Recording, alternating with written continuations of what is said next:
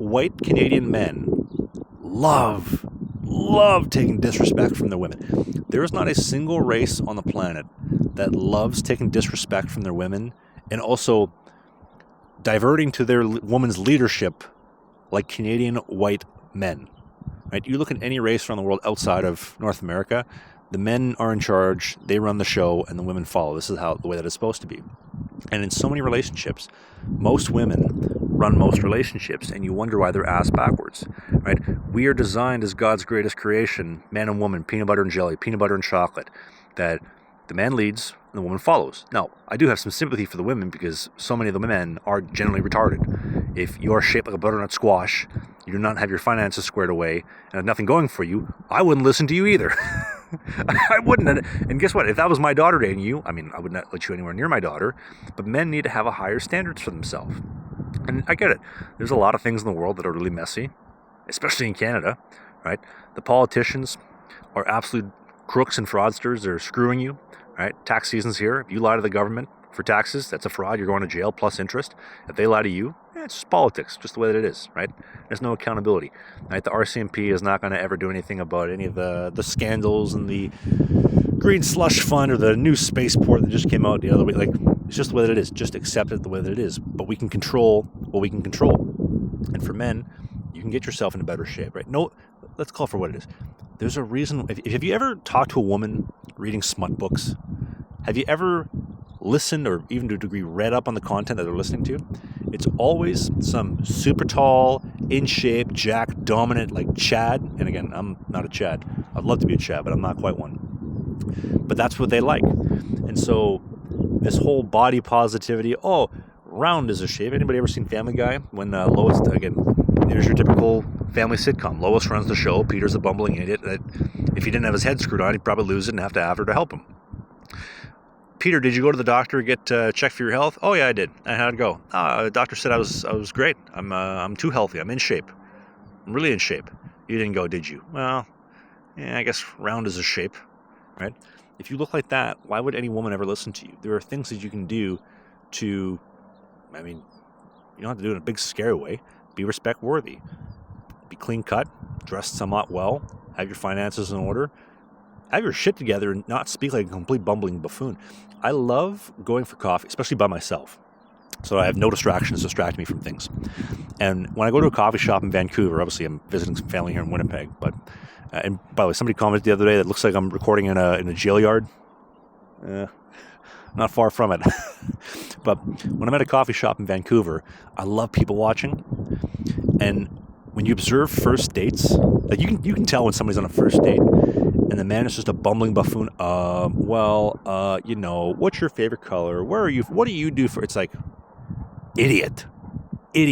You can do anything to a woman, just don't be boring, right? I had a good friend of mine tell me one time, Trav, Ted Bundy wasn't boring. Look at all the women that were outside of his, when they fried him in Florida. Jeffrey Dahmer. I know I have the same glasses as him. But when he was on trial, look at all the women that were outside of his courtroom or court building, whatever it's called. The guy was king. He didn't like women. Right? You can do anything to a woman. Just don't be boring. And it's funny because when that friend told me that, with the Bundy, the Dahmer analogy, I think I had a streak of about 5 or 6 dates in a row where for whatever reason, all the women brought up the worst date of their life, and it all predicated something along the lines of he was just boring and not interesting. And I said to the one after about five or six dates of the streak happening, saying, so what you're saying is just don't be boring. Well, yeah, you have to be entertaining. You have to be funny. All right, done and done. I can absolutely do that. I will push your buttons. All right, I will bust your balls, metaphorically speaking, obviously. And if you don't want to be aboard, we can absolutely do that. And it works fantastic. But Canadian white men have dropped the ball. And they have, as far as I'm concerned, this is the reason why the birth rates are so low. Canadian white men have no standards for themselves. They're the only race that has no race loyalty. You look anywhere on the planet, every single race has loyalty to within their race, specifically with the men. But for some reason, the white Canadian men have none of it. They will sit there and get all up in arms about, Oh, the Ottawa Senators got swept in 4 games by the Carolina Hurricanes. The refs suck. Or some bullshit like that. Do you think Leon's better than Connor McDavid? I think Draisaitl's better than McDavid. They will fight you over that. But there's a third world invasion happening that are going to replace you, and you're going to be completely outnumbered in about 20, 30 years. This is why the bike analogy that I told at the start of the video annoyed me so much. Was maybe not a problem right now because it's happening in a school ground. Canadian white men have completely abandoned their ancestors that built everything, right? And I've said it in many videos before. I am actually more native than I am white. I'm a card-carrying member of the native community, and despite that, I am like the only person standing up for Canadian white people. The women need to be checked. The men need to get back in line and get back to what made things so great. Because the country that I love in Canada is great because Northern Europeans settled it and built it. Right? It wasn't built by Indians, it wasn't built by third worlders or Africans or the Japanese or the Americans. There's a reason it's Canada, not America. It was built by Northern Europeans with a specific vision. And the sooner we can get back to that, or dropping the birth rates the way that the elites want, because then they'll have enough of the useless eaters, and the useless eaters can go away and say, okay guys, have we had enough? Can we get back to some normalcy now? Please, no more scamdemic or bioweapon jabby-dabbies, if you know what I mean. Stuff like that. That's one thing that needs to be fixed. I mean, it's not one thing. It is the thing that need to be fixed. It's so sad. And the men are supposed to have loyalty within their own race. Women never really have. Like if you've ever listened to Rollo Tomasi, the Rational Male, talk about war brides, the concept of in war, men were killed or enchained as slaves. And the women that would embrace the conquerors would go on to evolve and have kids, and the women that didn't were killed.